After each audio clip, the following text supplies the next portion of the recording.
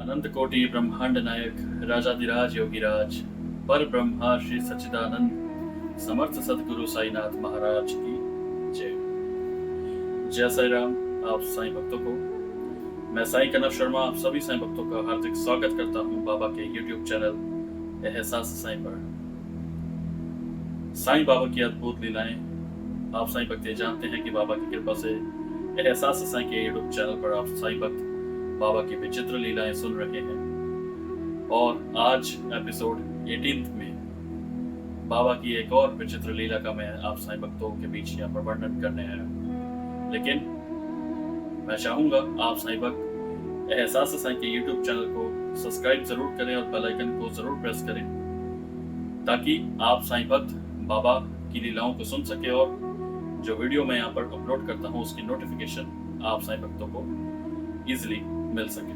श्री साईं सच्चरित्र आप साईं भक्तों ने सभी ने पढ़ी है और श्री साईं सच्चरित्र के अध्याय 29 में एक कथा है और वो कथा है भजन मंडली की कि कैसे एक भजन मंडली शिरडी आती है और किस तरीके से बाबा के वो दर्शन करती है और कैसे बाबा उनके अंदर एक परिवर्तन करते हैं। आज यही लीला आप साईं भक्तों के बीच में मैं सुनाने आया हूं, क्योंकि श्री साईं सच्चरित्र में जो लीला दी गई है वहां पर ना उनके नाम दिए गए हैं कि भजन मंडली में कौन कौन लोग थे और वो कहां से आए थे। लेकिन आप साईं भक्तों को बताना चाहता हूं कि जो भजन मंडली थी उनमें से एक व्यक्ति का नाम था गोविंद स्वामी। गोविंद स्वामी को भाऊ स्वामी के नाम से भी जाना जाता था, क्योंकि जो उनके गुरु थे उनका नाम था राम भाऊ और वो साउथ के कन्नड़ा के निवासी थे।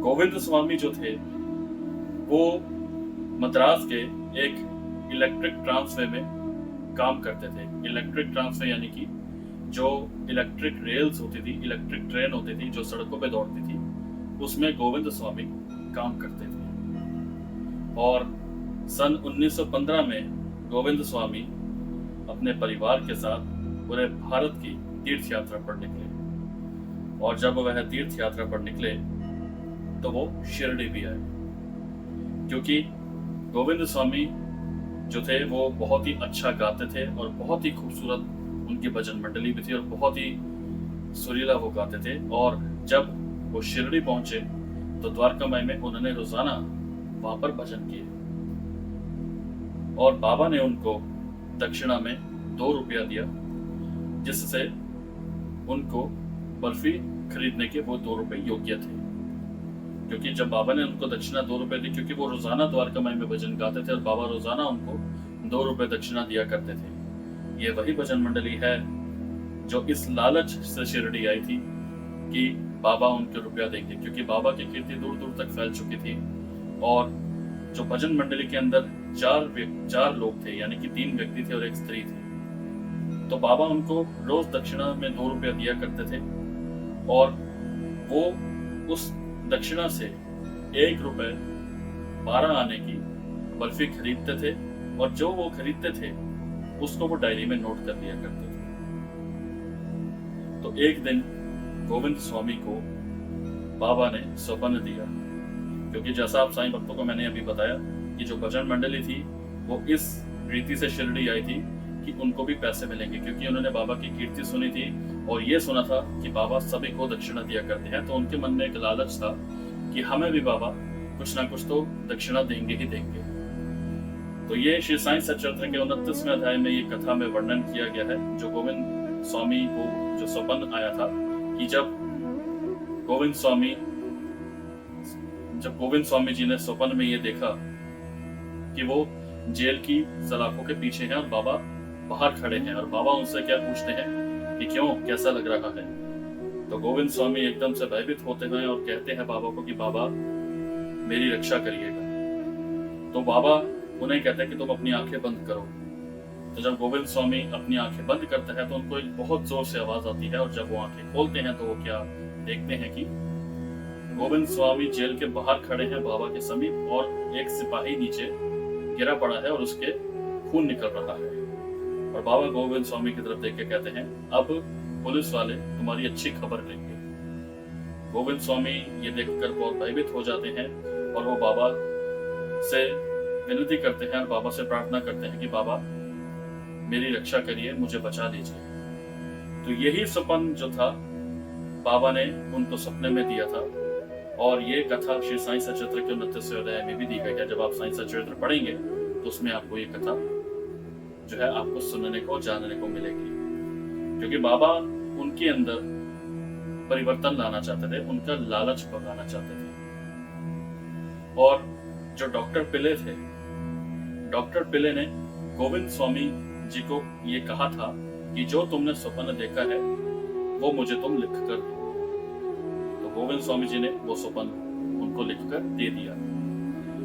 राधा कृष्ण माई बाबा के परम भक्तों में से एक।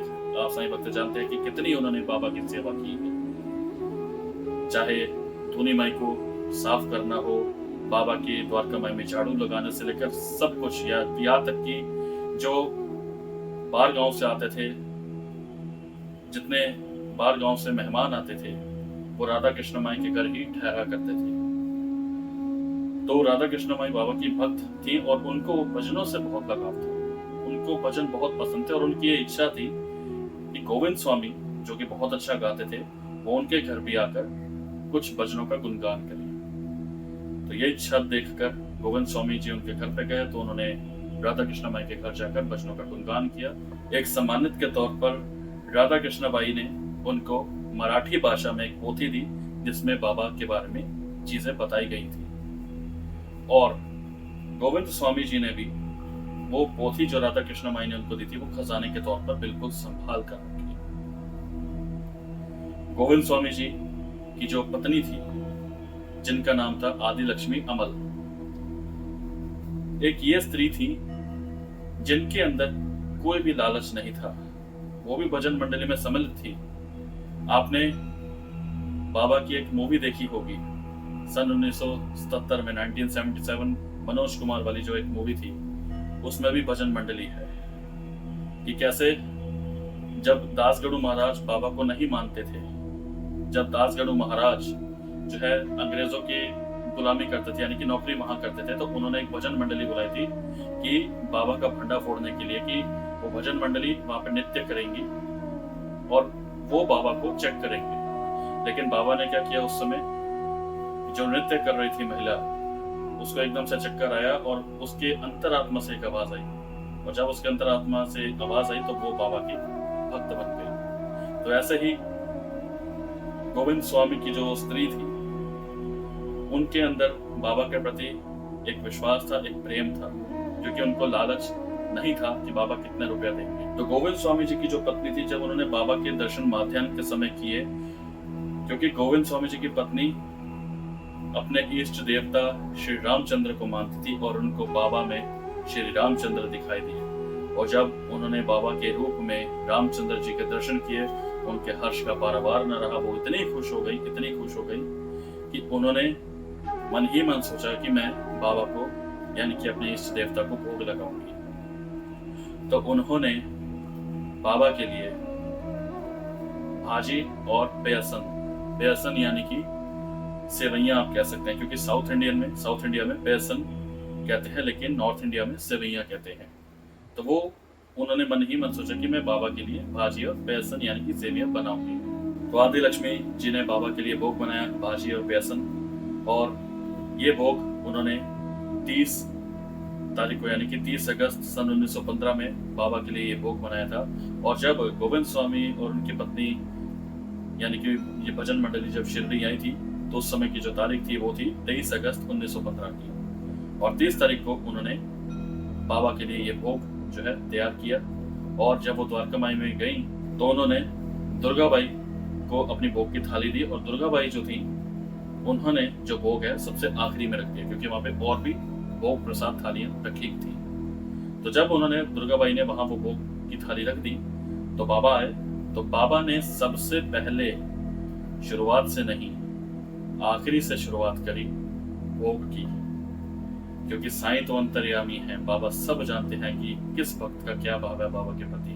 क्योंकि बाबा चाहते तो पहले, सबसे पहले भोजन की थाली वहां से, यानी कि ग्रहण भोजन वहां से कर सकते थे, लेकिन बाबा सबसे पहले शुरुआत ना करके, यानी कि आखिरी थाली में से ही बाबा ने सबसे पहले वो भोजन किया।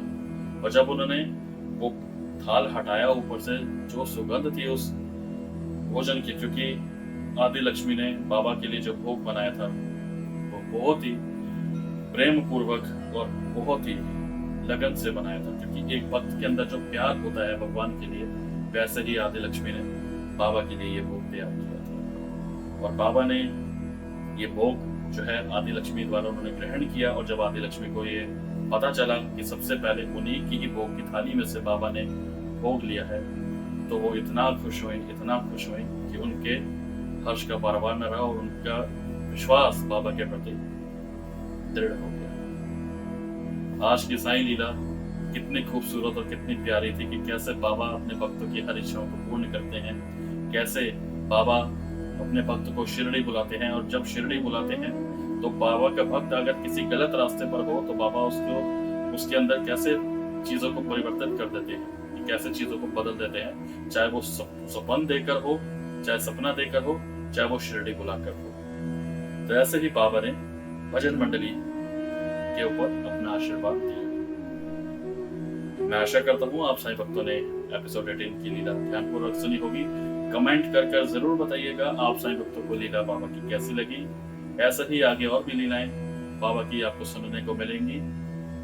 एपिसोड 19 बाबा की कृपा से अगले रविवार को सुबह 11 बजे ही बाबा की इच्छा कृपा से रिलीज किया जाएगा। आप साईं भक्त अपना ध्यान रखिएगा। बाबा वाली